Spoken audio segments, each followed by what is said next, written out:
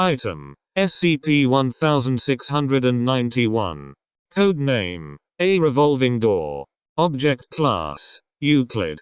Special Containment Procedures: SCP-1691 is installed in a 5x5x5 meters containment cell. The room is to be observed at all times by a camera, and any unanticipated activity is to be reported immediately. In light of the events of Incident 1691-1, entry to SCP-1691 is absolutely forbidden. 2 armed guards are placed outside the containment chamber at all times, and should be equipped with handheld transceivers, only to be used in the event of unanticipated activity from inside the cell. Pressure plates are installed inside the cell to provide an early warning system. Description: SCP-1691 is a revolving door. Its framework is made from steel, but the glass in the wings of the revolving door has been replaced with silver glass mirrors. SCP-1691 has 4 wings and each has 2 mirrors, placed back to back so as to always provide a reflection. The reflected images are clear and undistorted, barring the one mirror which has been cracked. Despite the severity of this damage, all attempts to remove distinct shards of the glass from the door have failed.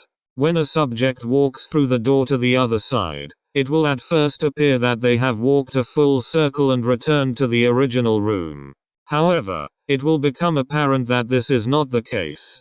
One of the most obvious indications of this is in writing, which will be mirrored. Writing brought back to this side of the doors have retained this property, but otherwise no different to the writing present on this side of the door. In terms of location, font, size, etc., everything else will also be mirrored.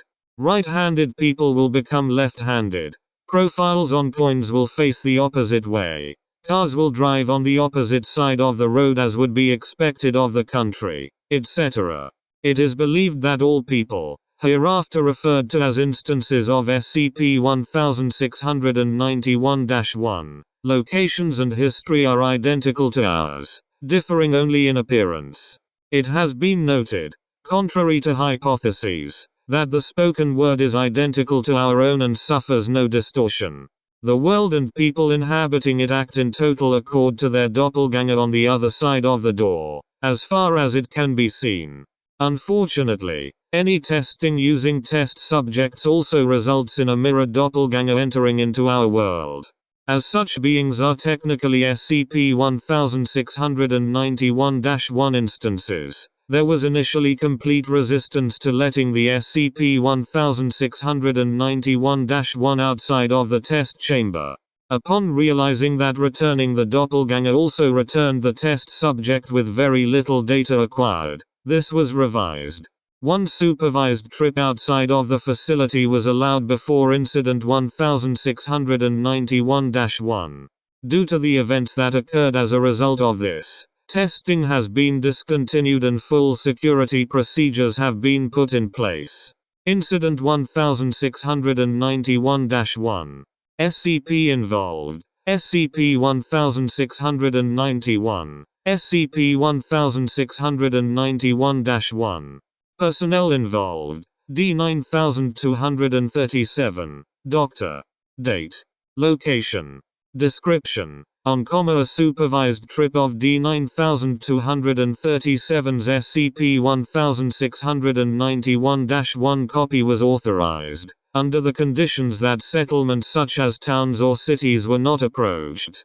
The SCP-1691-1 was to be provided with any photos, unaltered, that it asked for, and any information not related to the SCP Foundation or other sensitive topics. The instance of SCP-1691-1 appeared as D-9237 entered SCP-1691. The doppelganger was initially X-rayed, and its internal anatomy was found to be reversed, as in individuals with situs inversus. After being searched, the SCP-1691-1 was blindfolded, gagged, restrained and earplugs applied to before being taken off-site, and remained restrained for the entirety of the time it was outside of the containment cell. Sedation was suggested, but due to a lack of understanding of chemistry inside SCP-1691, that is, whether molecules were their chiral opposites or not, researchers decided that they did not know what effect normal tranquilizers would have on the instance of SCP-1691-1. As such attempts were made instead to suppress sensory and motor abilities as much as was otherwise possible. Requests for information or images were noted, and the results of those that were granted were intended to be given to the SCP-1691-1 shortly before being returned to SCP-1691. After being removed from the site, the copy of D-9237 was driven kilometers. Upon awakening, it was allowed to examine various examples of flora and fauna native to the area whilst handcuffed at the wrists and ankles, and to request photographs of these specimens. Several armed guards surrounded the SCP-1691-1 throughout. Return to the site was uneventful. However, when being transported back to SCP-1691's containment cell, a minor security breach of SCP occurred. While this was resolved with minimal casualties, SCP-1691-1 was killed.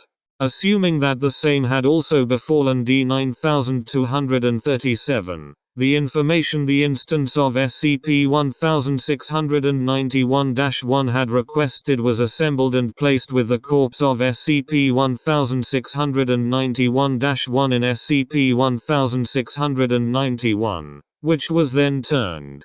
Contrary to expectations, D-9237 returned alive and with mirrored copies of the information provided by the Foundation.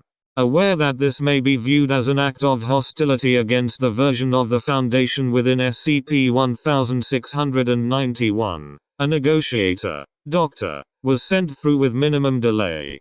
No instance of SCP-1691-1 was seen coming through SCP-1691 at this time.